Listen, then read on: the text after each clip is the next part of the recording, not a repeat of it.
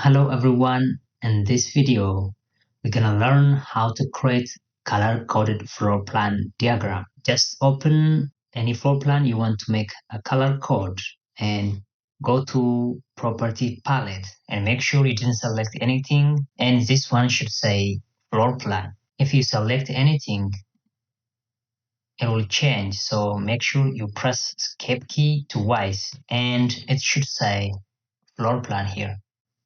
Now scroll down and find color scheme. Click on it.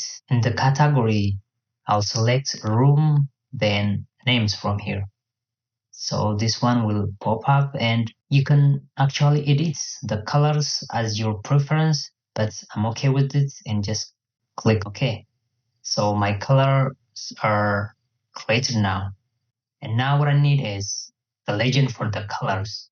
So to get the legend, go to Annotate tab, and here you will find Color Fill panel and click on Color Fill Legend.